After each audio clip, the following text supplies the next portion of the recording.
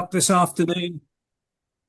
If you're anything like me, this time of year is always the most chaotic, so I do appreciate how many of you have turned up this afternoon and given up your time to listen to me.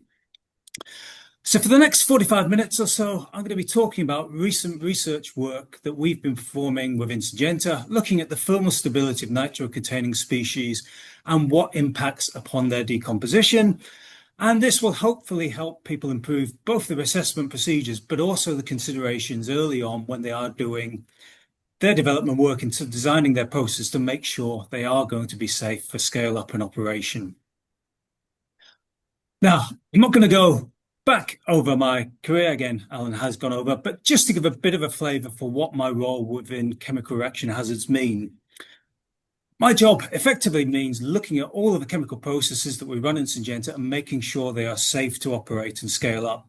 And effectively, that means looking at the potential sources of heat and gas evolution, looking for the potential for runaway reactions and overpressurization. We do look at our early stage research processes, but in reality, most of our work is focused on our large scale manufacturing processes, which can be operated up to scales of over 10 tons. So as you can imagine, the consequences of things going wrong are very severe.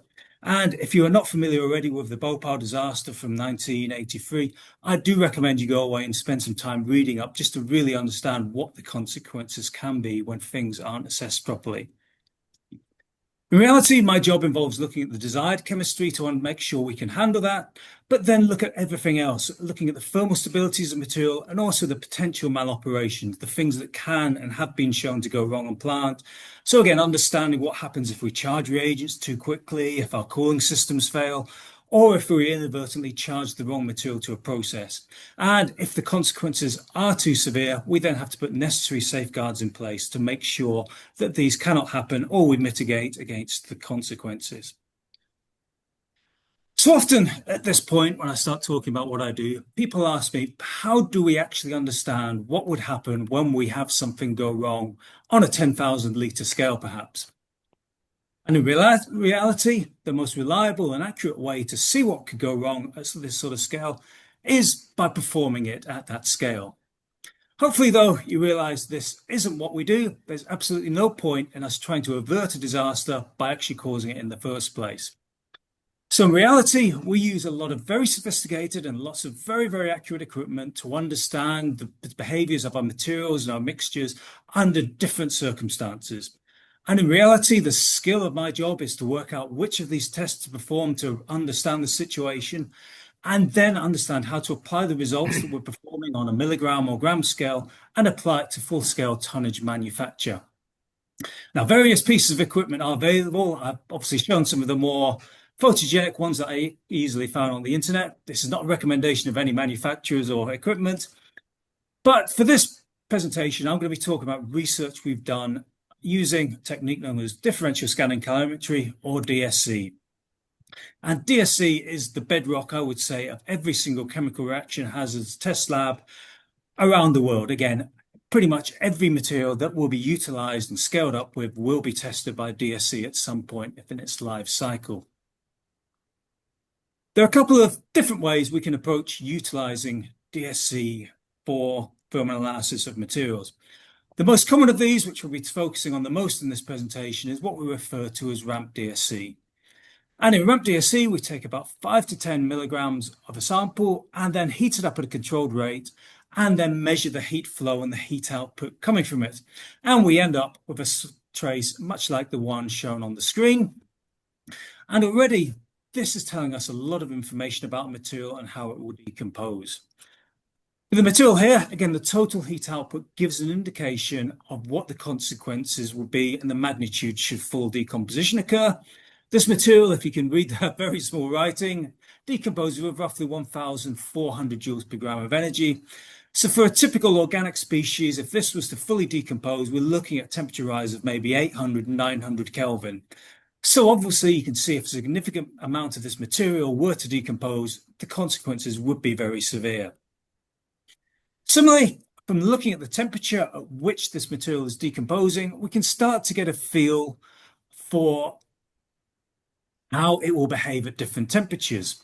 So if one of my research chemists came to me and said, can we use this material and handle this for 2 hours in a process at 50 degrees? With a detected onset of 230 degrees, I'm probably giving that the green light. If they say they want to hold this material for 2 weeks at 200 degrees, that's going to be an absolutely no from me. But probably one of the more interesting aspects of this test is the shape of the peak gives us an insight into the mechanism of the decomposition. And those of you who have worked around thermal analysis and thermal stability will recognize that this sharp pointy peak indicates we have a degree of autocatalysis in the material's decomposition. Now, I suspect for a large number of people on this call, the phrase autocatalysis won't mean too much at the moment. 40 minutes time, you'll have heard me say it so many times, it'll hopefully be ingrained in your mind. But before I explain what autocatalysis is, I think it's best to go back to basics and start talking about nth order decompositions. And in what we refer to as an nth order decomposition, we have a simple single decomposition pathway. So our starting material decomposes in this example to produce A and B. And the rate at which this decomposes at is proportional to the rate constant K, which has a temperature dependence. So as we would expect, the higher the temperature, the faster it decomposes. And the rate or the level of heat output is also proportional to the amount of starting material left. And depending on the mechanism, there will be an order to that decomposition pathway. So when we analyze a material such as this by DSC, we get a trace that looks like this with a nice rounded peak. And effectively, what happens is we heat the sample up to a temperature where the rate constant causes the heat output to be occurring at a rate that's detectable. As we continue to heat this, our temperature increases, our rate constant K increases, but we've still got the vast majority of our starter material remaining, so the heat output increases accordingly until we get to a point where we're still heating up, we're still increasing our temperature, still increasing our K value, but because we've consumed so much of our starter material, our power output begins to decrease until we get to a point where our starter material has been consumed. I don't want to be blasé about it, but nth order decomposition is typically relatively easy to predict how the material will behave. They still, though, can have enormous destructive capabilities. This then leads on to autocatalytic decompositions, and here we have two potential decomposition pathways. We have the initial pathway, which I'm going to refer to in this presentation as the non-catalyzed decomposition. And if you look at the terms used, this is actually the same as our nth order decomposition we talked about on the previous slide. The complication, or what at least for me from a scientific point of view makes them interesting, is that our decomposition product here acts as a catalyst and then causes further decomposition to occur. And depending on how the activation energies of these two pathways differ, if the catalyzed pathway is significantly faster, there will become a point when we've generated enough catalyst, catalyzed decomposition can become significantly the most dominant. However, before it becomes a dominant pathway, we have to have enough catalyst generated by the non-catalyzed pathway. And in reality, our decomposition then becomes more complex. We have two decomposition pathways with different rate equations occurring in parallel. In reality, I would say our decompositions are a lot more complicated than this. There's far more decomposition pathways occurring, but for the purpose of this presentation, actually fitting it to these two dominant and main pathways are most critical and actually give full understanding to what we're talking about.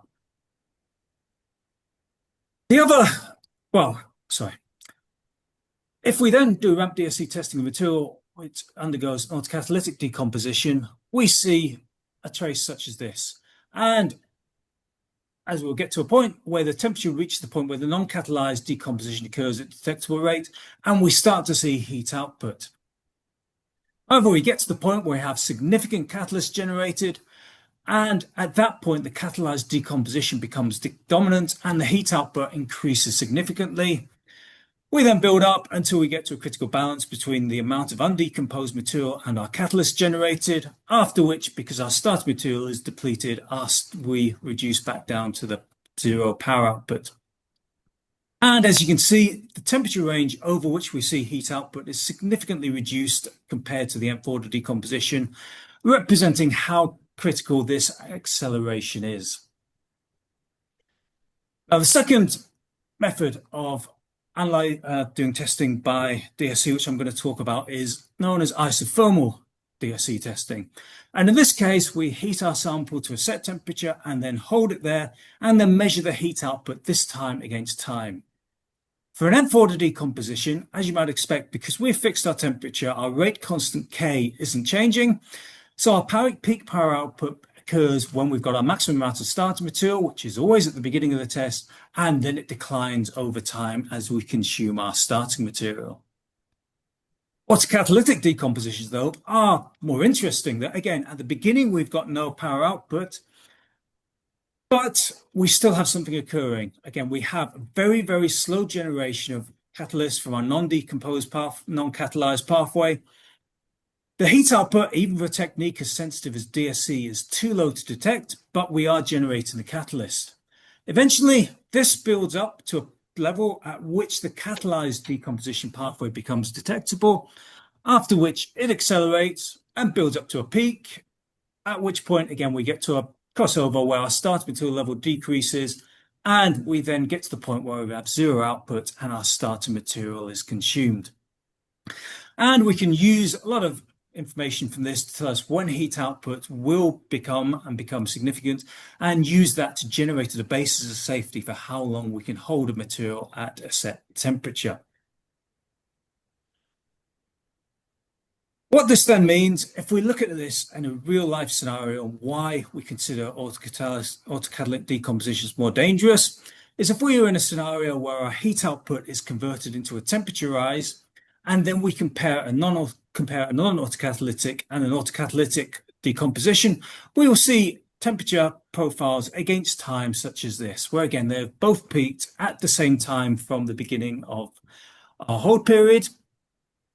Hopefully you'll see then that if we have a critical temperature we want to avoid and a detection limit where we can say that actually we've got self-heating occurring, you'll hopefully notice that for our non-autocatalytic decomposition, we have what looks like a very significant warning time available. So that means on our plant scenario, we have time to put emergency measures into place or purely to evacuate the site and get people to a safe distance away.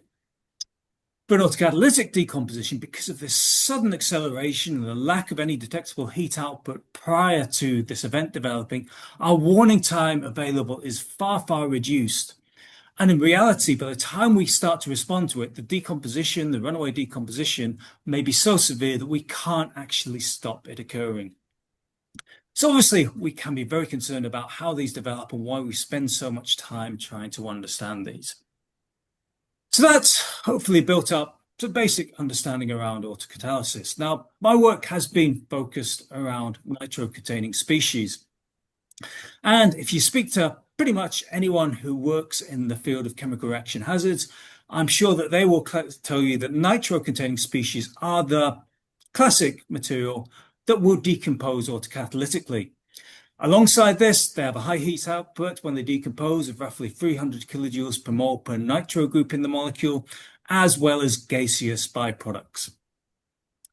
Now, despite the well-known hazards associated with nitro-containing groups, nitros are still used extensively within the chemical industry. And doing a very quick survey of what's available, again, many agrochemicals, pharmaceutical products, even explosives use nitro-containing groups. And even if we think back to our undergraduate organic chemistry lectures when we're learning about aromatic chemistry, we're taught how easy it is to nitrate organic systems to get a nitro group in there, utilizing its meta-directing properties and then reducing it through to the amine with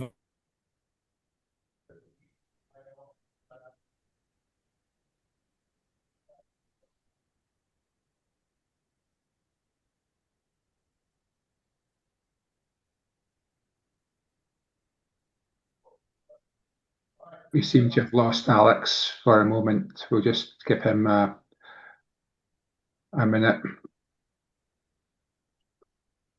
homolysis of the carbon-nitrogen bond, which then generates a catalytic nitro radical, which then causes the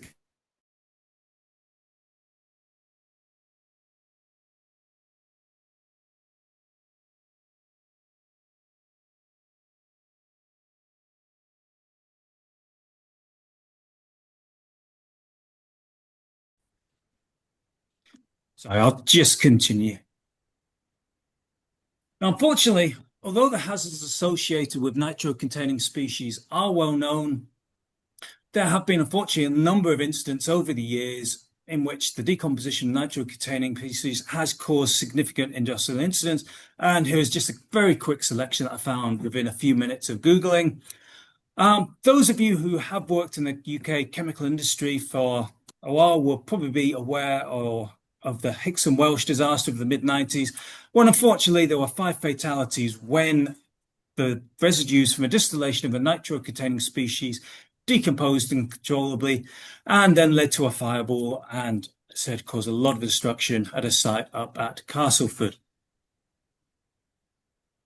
Now, a few years ago, I found that a lot of processes coming through to me focused on nitro-containing species. And we were getting some very, very interesting results when we compared what was happening for the neat material compared to the reaction mixture. And in reality,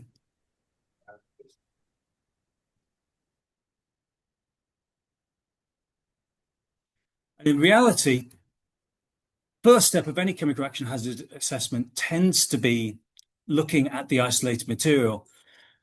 However, when you actually think about it, it's when species are present in a reaction mixture that they often see their harshest conditions. And as we're getting all these interesting results, we were interested in what could be causing reaction mixtures to decompose quite differently to the actual neat material.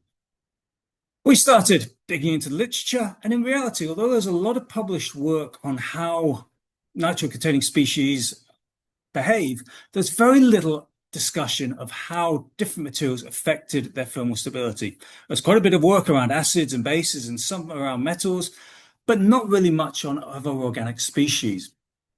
And that's where this work really tied in. And for the next 25 minutes or so, I'm going to be talking more about some of the work we've been doing over the recent years, 3 of the strands looking at different properties and how the properties of the nitro-containing species can be affected, and then trying to tie that in with our assessment work and watch out for when people are trying to scale up and do work with nitro-containing species. The first thing we wondered about was the impact of solvents, and solvents present with pretty much every reaction mixture. So again, understanding how the solvents impact on the thermal stability of materials is very, very critical as to performing our safety assessment. I will stress again, our work considers the solvent to be inert, and I'll say that along 2 lines. First of all, sometimes solvents will react with your species, and sometimes, again, that is the desired chemistry. And it's also worth remembering that not all common organic solvents are thermally stable.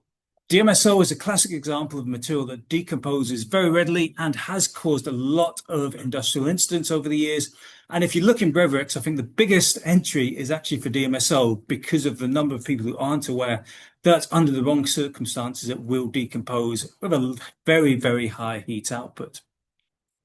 But assuming our solvent to be inert, there are a lot of benefits and impacts of this. First of all, if the heat output of the decomposition isn't changing, so again, we're getting the same total heat output.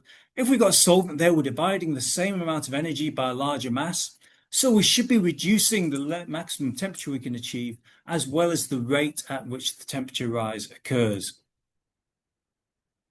Depending on the reaction order, we could have dilution effects. So again, if we have a high order of our decomposition pathway and we're relying on molecules bashing into each other to cause the decomposition to occur, if we dilute these down, then we should slow the decomposition. And dependent on the boiling point of the system, of the solvent, that can introduce a maximum temperature which the runaway decomposition will level out at. Especially if we're in a system of condensers, which will return the boiled off solvent back down as a cool system, which can act as a very adequate way of removing heat. Unfortunately, we always have to be aware, though, that rapid solvent boil off can be a source of overpressurization. At the same time, though, we have to consider that, like any chemical reaction, we'll always stress that the decomposition is just a chemical reaction, albeit one we don't want. The solvent can impact on the activation energy for a decomposition. And thinking again back to our undergraduate organic chemistry, and we think about SN1 reactions, which go for a charged intermediate state. And that charged intermediate state is stabilized by polar solvents, so reduces the energy barrier compared to performing the same chemistry in a non-polar solvent. So if you want to accelerate your SN1 reaction, then you will put it in a polar solvent to reduce that energy barrier and cause it to react further. Thinking then about our autocatalytic decompositions, where we've got these two pathways, in reality, both steps can have their activation energies affected by the solvent environment. And I will say all of our research work is focused on aromatic nitro-containing species, primarily because there's a lot that we can buy up from Sigma Aldrich very easily and very efficiently and save us the impact of the energy of trying to synthesize these themselves. And thinking again about what I talked about, the carbon-nitrogen homolysis being the critical step, that's then going to be influenced by our substituents on the aromatic ring, as well as the behavior of the nitro group. So for our initial M4 decomposition step, the homolysis step, these substituents can be affected by how the solvent interacts with our nitro or our other group present. And similarly, if we have a system which could impact on pi-pi stacking for the aromatic system, that could have an impact on the strength of this bond as well. So already the solvent can impact on our non-catalyzed step. For our catalyzed step, where we have the radicals, again, how are the solvents going to behave with regards to the different radical species that are present? We also have to consider the concentration effects, and the non-catalyzed decomposition step is, from what we understand, not particularly affected by the concentration effects because, again, it's a 0-4 order decomposition. But for the catalyzed decomposition step, where we're relying on the catalyst as the radical interacting with our undecomposed material, we can see that there should be at least some solvent impacts. And we headed into this work asking ourselves, was there a way that we can use solvents to slow down and control the decomposition by slowing down these steps? And conversely, are there solvents that actually we identify as consistently accelerating the rate of decomposition of nitro-containing groups? And thus we can tell our early stage development teams, actually, we don't want to operate nitros in these solvents because it's going to cause problems for the safety downstream. So we went away and started work analyzing different nitro-containing aromatics in different solvents. For this work, we fixed at a 50% weight by weight concentration. So again, hopefully giving us the right balance between having enough solvent in there to impact the properties of the nitro-containing species, but also making sure we have enough heat output that we can actually readily observe it in our DSC traces. And just showing you a quick trace of para-nitrotoluene. As you can see from the trace down in the bottom right-hand corner of the screen, the peak for this is occurring at roughly 370 degrees. We then made up solutions of nitrotoluene in different solvents, and as you can see, for some of them, the peak has shifted to a higher temperature, so we've increased the thermal stability, which is what we wanted to see. Conversely, though, some of our solvents, as shown, shifted the decomposition down to a lower temperature. So already we've shown that actually, yes, solvents can impact on the stability of aromatic nitro-containing species. Based on this, we wanted to see how consistent our trends were, and we went away and made up a lot of different mixtures of different nitro-containing species and different solvents. Again, as you will see from this graph, we didn't make up all of the combinations because in some cases we didn't get full dissolution at the concentrations we were looking at. To quickly explain this graph, and I won't go into the full mathematics behind this, what this represents is the difference between the neat sample of the nitro and where the decomposition occurs for the solution. And if we see a negative value here, it means that in the present solvent, the decomposition has occurred at a higher temperature, so we've made the mixture more stable. Conversely, if we're getting a positive change, that means the decomposition is occurring at a lower temperature in the solvent, so we have destabilized the nitro-containing species. Now, hopefully the first thing people will take from this is that there are very few dots below the dotted line, indicating that very few of the solvents have actually stabilized the nitro-containing species. And conversely, pretty much everything is above the line. And in some cases, we're seeing changes in the temperature which the decomposition was occurring in excess of 100 Kelvin, which in reality is a very, very big change. There's a few other minor trends I want to point out. Again, there are some nitro-containing species such as meta and nitrotoluene, which really didn't see much in the way of a change no matter what solvent we put them in. And as you will see, the nitro-containing species that showed the biggest changes was consistently the halogenated nitroaromatic systems. Arranging this same data by the solvent, coloring the dots by the nitro-containing species, again, there's a few trends. Ethyl acetate, methylformate, our ester-based solvents really don't seem to impact on any at all of any of the nitro species. Conversely, the biggest changes are for DMA, DMF, isopropylamine, some of our more polar solvents, although they only affect certain nitro-containing species. So again, some of these aren't affected. And in reality, the results really show that it's an interplay between the different nitro-containing species and the different solvents. And it does seem to be a very, very complex effect with lots of different things affecting what can happen, which may be expected due to the complexity of the two different decomposition pathways, which, as I said, is very, very minimum of what could be taking part. The one interesting trend that I do want to flag up, just as something we did spot, is that when we started digging into the literature regarding nitrochemistry and what promotes radicals, is that actually being in a solvent with a high dipole moment has been shown to promote the formation and stabilize the radicals that are formed. And when we applied this to our situation, in reality, the nitro, when we're in the neat system, is not just the sample material, but also the solvent. So when we considered that, we then started comparing the dipole moment of the solvent that we were switching in compared to the nitro group. And I would not say it's a brilliant trend, but we are seeing that when the dipole moment is of a higher value for the solvent than nitro, so when we get a negative value, all of our shifts are very high. Whereas as we get to the other end of the spectrum and we're putting in a solvent which is of a lower dipole moment, we see less stabilization and less of a shift. I wouldn't say this is by any means a perfect trend. I think there's a lot more going in, but it is flagging up that actually when we do have a solvent that's got a very high dipole moment, extra care and extra awareness should be applied. Now, ramp DSC testing is very useful for getting a good look, but in reality, it doesn't tell us too much about how this nitro-containing species is going to behave in the real life. And this is where our isothermal DSC can give us more of a benefit. And again, as I said in the introduction, when we hold a material, we can get some indication of how it behaves. As you might expect, depending on the temperature you select for the isothermal DSC testing, the profile will change. And as the set of isothermal DSCs for the same sample show you, as you reduce the temperature for the same sample, which has constant thermal stability properties, as you decrease the temperature, you are taking longer and longer to decompose it. As you would expect, lower temperature, longer reaction time.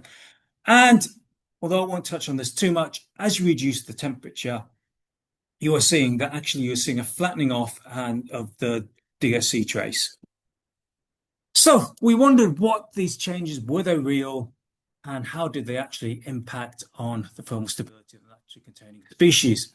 So we went away and did some isothermal studies on parafluoronitrobenzene alongside parafluoronitrobenzene in different solvents.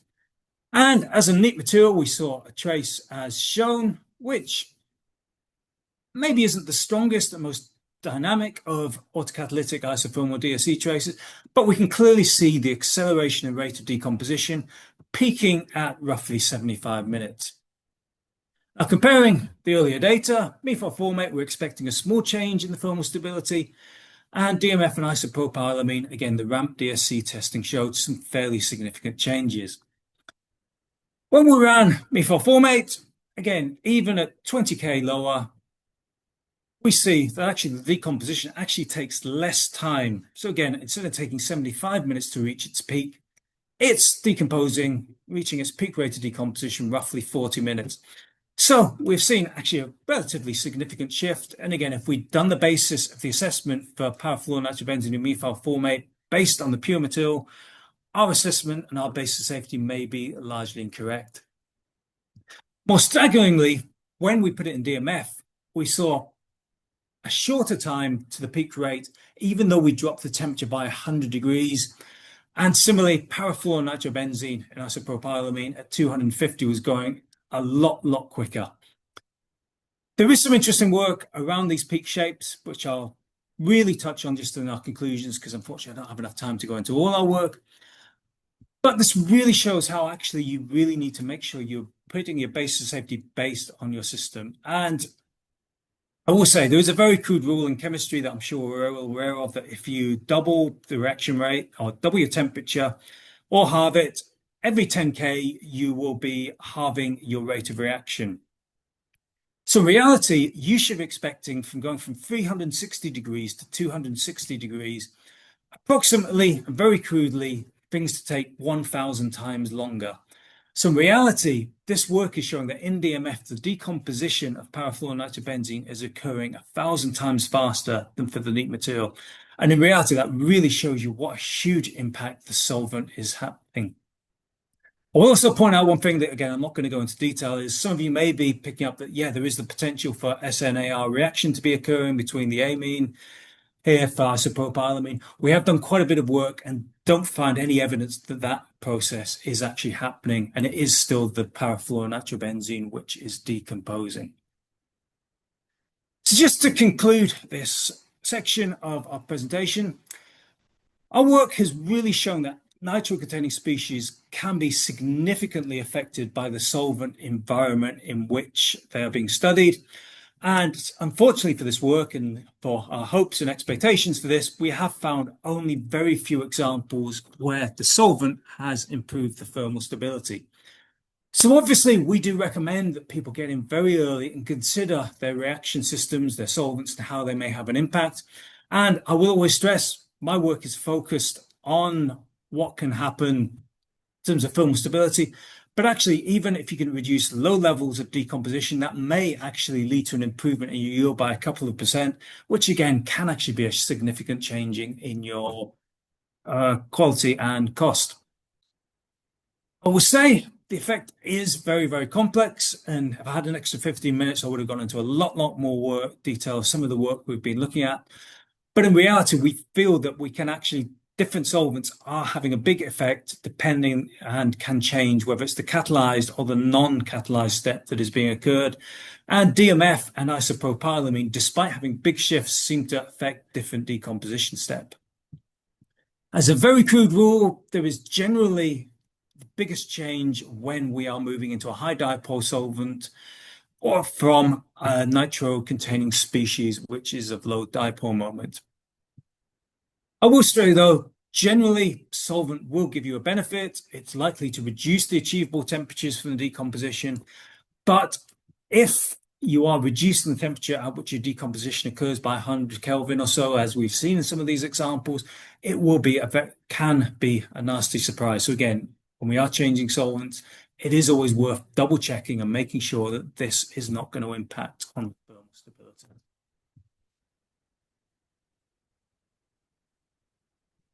Now, the second thread of work I'm going to be talking about is work that actually we had published in OPRD a few years ago. So some of you may have seen this before, but this is an effect that we refer to as the cross-catalyzed autocatalysis work. Now, back in my introduction, we talked about how nitro-containing species decompose by homolysis of the carbon-nitrogen bond, and that generates a nitro radical, which acts as the catalyst. If we take this to the next logical step of thinking, that then tells us that the nitro radical should be consistent for all nitro decompositions, and it tells us that the nitro radical from one species should be able to catalyze the decomposition in a second species. Taking things further, if we consider we have two materials here, the orange decomposing at lower temperatures and more thermally unstable compared to the blue, Could having a small amount of the orange material here, generating catalyst at lower temperature, if we put a small amount of that into the blue material here, could that significantly decrease its thermal stability and cause the bulk material to decompose at the lower temperature? And when I came up with this hypothesis 4 or 5 years ago, I asked my colleagues, my experienced colleagues in the department, and they all said it seems to make sense, but they'd never seen anyone discuss this as a real effect. I discussed it with experts outside of Syngenta who agreed that it seemed to make logical sense. And even when we dug into the literature, there didn't seem to be any effect there. So it seemed like an interesting area and something additional for us to be considering. So we went away, and on the right here we have pure nitrobenzene decomposing and with an onset of around 380 degrees and peaking at about 430 degrees. And by comparison, para-nitrotoluene, lower thermal stability, generating heat from around 325 degrees and peaking at around 365 degrees. And we went away and we started to run DSCs of nitrobenzene doped with 0.1%, 1%, 5%, and 10%. And hopefully you can see the more nitrotoluene we're putting into there, the lower we're starting to see heat being evolved from. Well,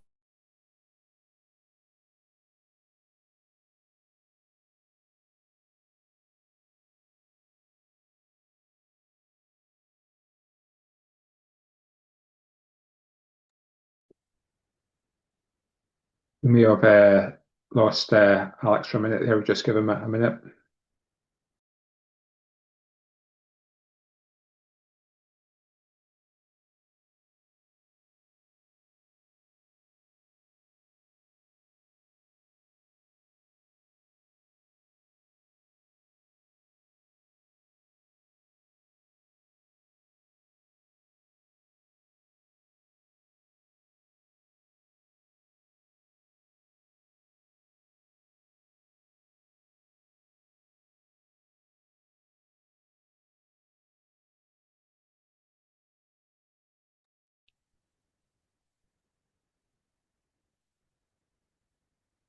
Looks like Alex has dropped off altogether. Hopefully he will reconnect.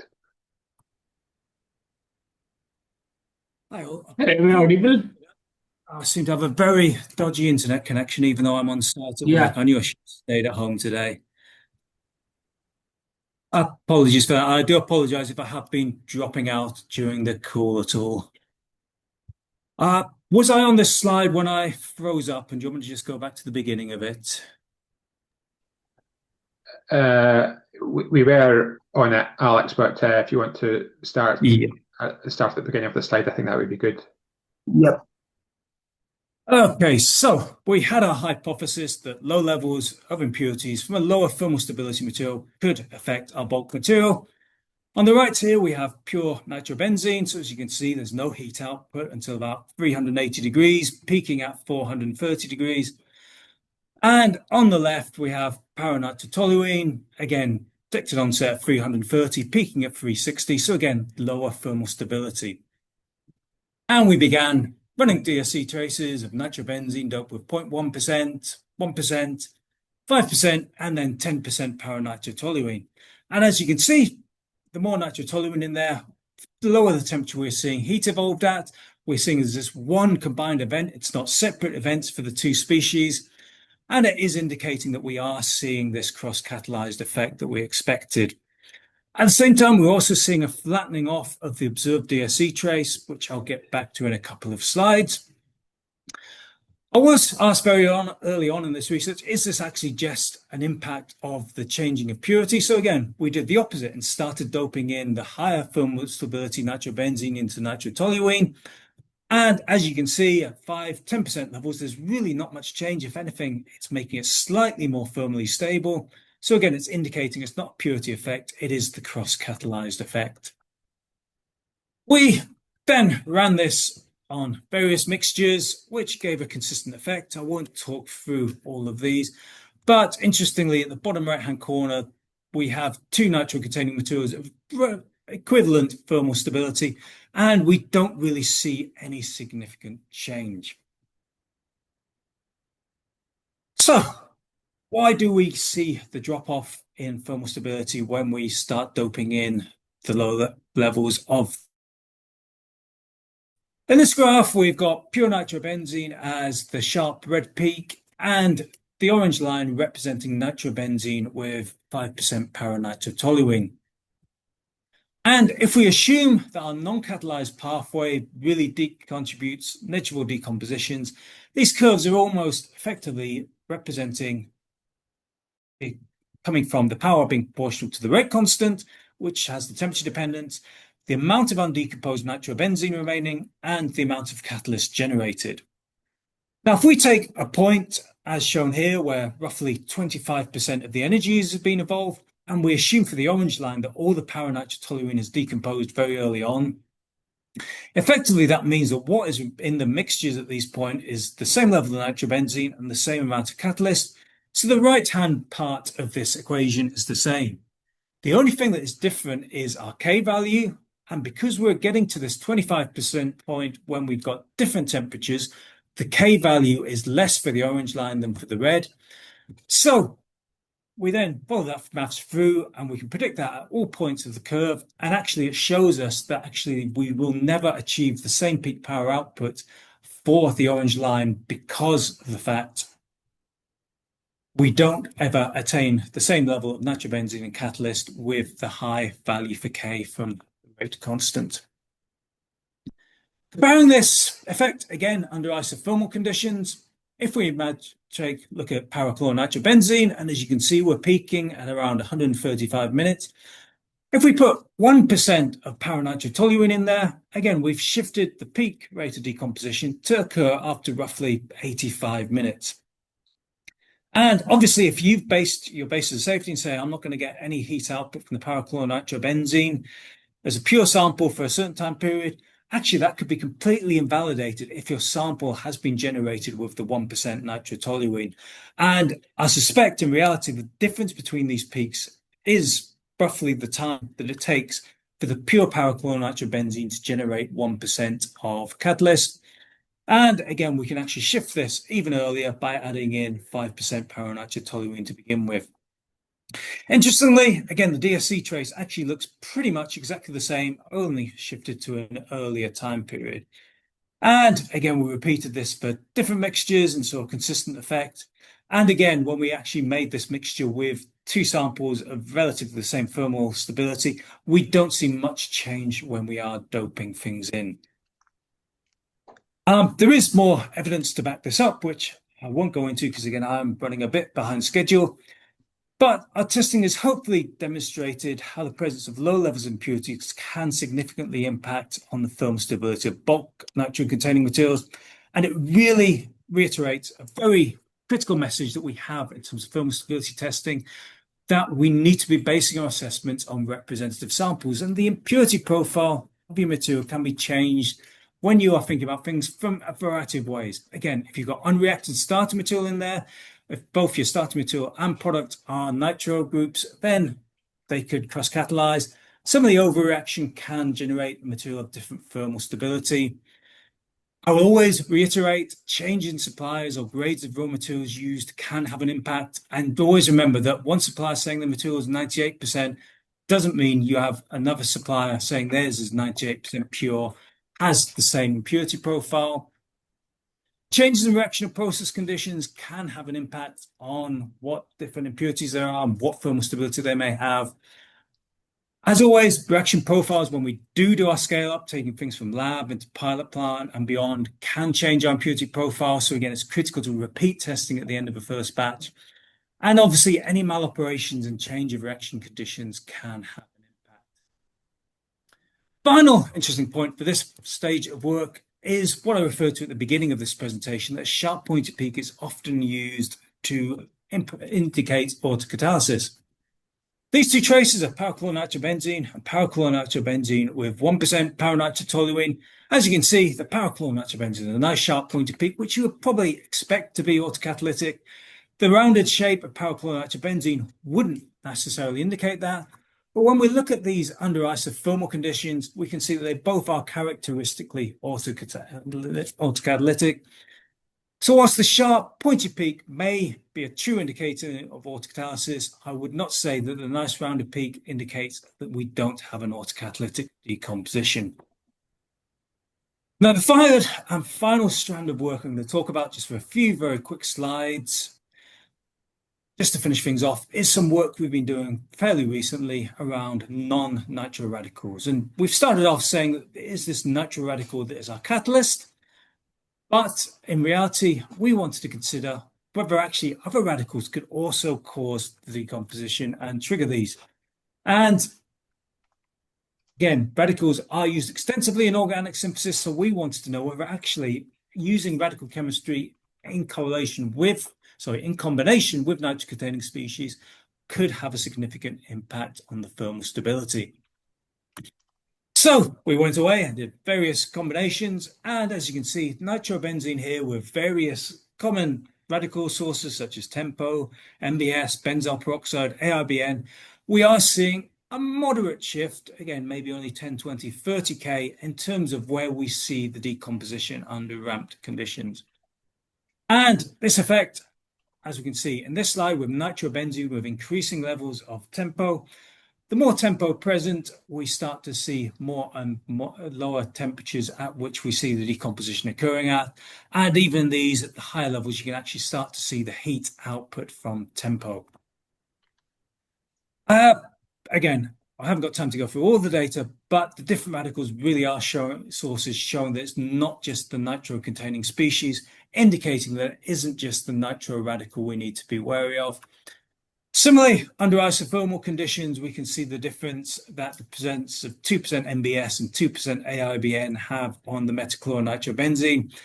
And interestingly, in this circumstances, unlike the cross-catalyzed effect, where we seem to see pretty much the same peak shape, the radical sources is actually having a fairly significant impact and change of the shape and actually making it sharper and pointier as we decrease, as we load up with our radical sources.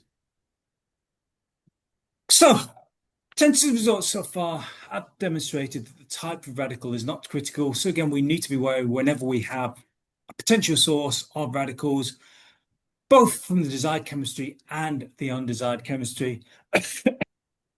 And again, we've rewritten the rate equation here to include a term for the radical.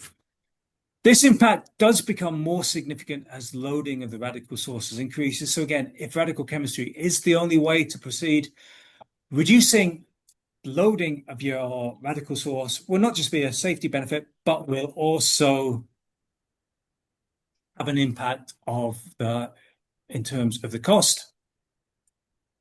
Each nitro species, again, without going into things, there is a limit to how far the radical can push it, and different radicals seem to have a different impact. So again, there is a critical ratio of undecomposed material to radical before we achieve that. And again, that's an area we want to push on for in the future. So, final conclusions. Again, the destructive potential for the decomposition of nitro-containing species means there will always be hazards when we are utilizing and producing them. As such, anything in terms of new understanding can affect the decomposition when we have critical information.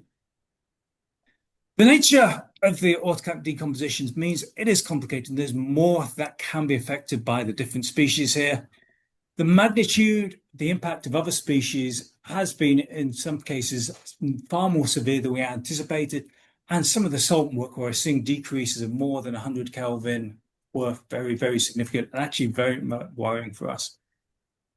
I will say we have focused our work on aromatic nitro-containing species.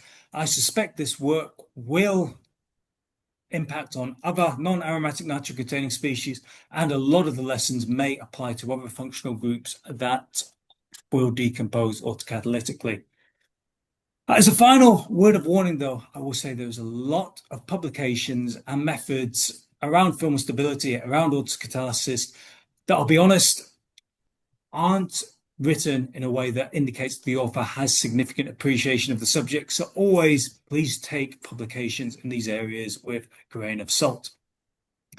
So thank you all for sticking with me, and I apologize again for our internet issues. This work has been worked with a partnership with a lot of people within Syngenta. I won't go through the names, but thank you to any of them who have popped along today. Thank you for everyone who has attended and for your attention. There seem to be quite a few questions coming along in the chat.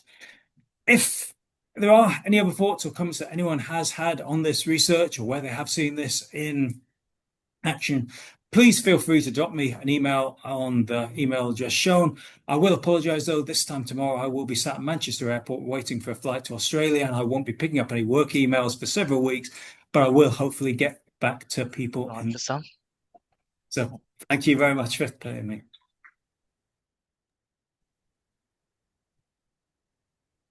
Okay, thanks, Alex. Yeah, there are quite a lot of questions, which I'll try my best to sort of read them out.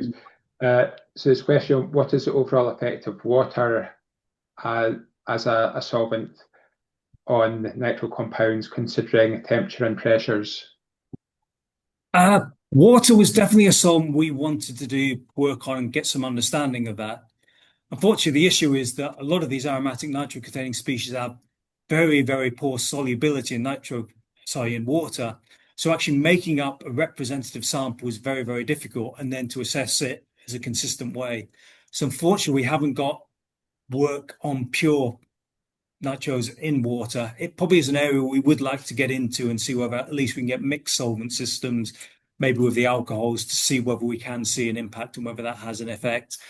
In reality, again, as you can see, just from doing a grid of nitros purely against solvents, we've got so many combinations, so many effects, but it possibly is an interesting area to consider which of these we can start having a small level of water in alongside that. So thank you for the question.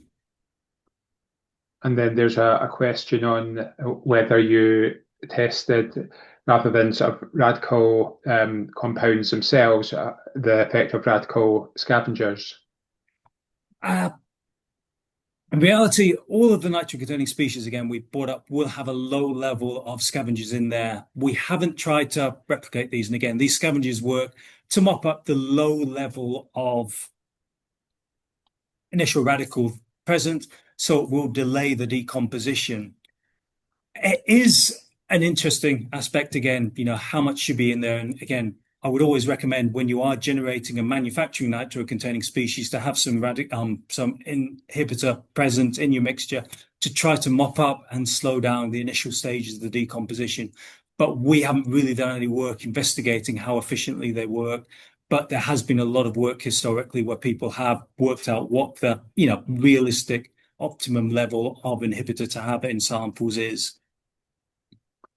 So are you saying that if you bought a bulk nitro compound, so it's not a specialist fine chemical, that the manufacturer would deliberately have added in a small amount of inhibitor? Yeah, they should do. Yeah, and again, it's always worth checking the certificate of analysis to make sure it is there. If you imagine the isothermal peaks, again, if you had, say, the inhibitor will act to give you extra time there because that is mopping up the initial catalyst being generated. But obviously, when that's overcome, then that's when we start generating the free radical, which then can cause the full decomposition. And then there's a question, would it be recommended to provide both isothermal and ramp testing when assessing the stability of a material or mixture using DSC? We typically within Syngenta would always do the initial ramp DSC to get a gut feel for the temperature that the decomposition occurs at and reference that back down to the temperature that we're operating and handling these materials at.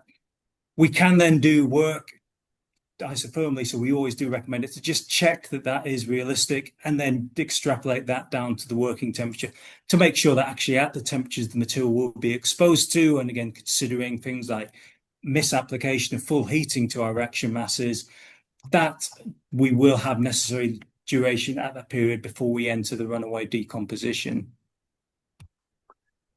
Thank you. And another one, how do you decide on the isothermal DSC temperature? Is there a correlation between the enthalpy generated from the DSC peak and the risk of the reaction going out of control or causing problems? Generally, and again, it's something I've done a lot of work on trying to correlate the ramp DSC trace and where we should best start the isothermal.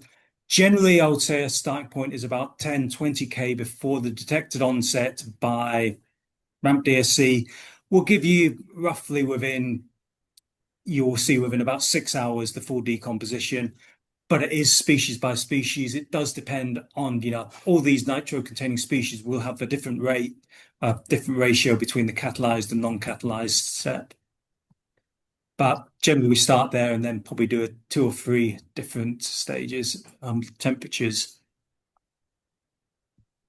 And there's one more, and I think this is coming back to the inhibitors. I think this is asking in terms of how these bulk nitro compounds are formulated. Is there what sort of inhibitors are normally sort of added in, or would you sort of recommend? I would say typically these are supplied at around, I think it's 0.5% or 1%. So it is a very low level. Obviously, again, if you are synthesizing the nitro yourself, it's worth doing the study on the pure material and with the inhibitor present to check that it is giving you the benefit. And as always, omission of the inhibitor is something that can go wrong, and we have known that to occur before. And I remember working at one site once where actually we had a lorry load of material without inhibitor turned up at our gate when it was in the process of running away. So again, we had to put emergency measures onto this chunky load of material that was about to self-polymerize and decompose. But is there a particular compound or family of compounds that is used? You're putting me on the spot, and I can't remember off the top of my head. But I would say go to the Sigma Aldrich website, look up a nitro, and look at the COA, which should tell you which ones they use, which again have been demonstrated to have an effect. Yeah, I think that's there's a suggestion here that about aromatic amines. Yeah, that's some homework for all of us. Okay, I think that's everything. Thanks, Alex. Please give Alex a virtual round of applause. And yeah, thanks for dialing in, and hope to see you next year for next year's program. Yeah, thank you, everyone. Yep. Thank you very much.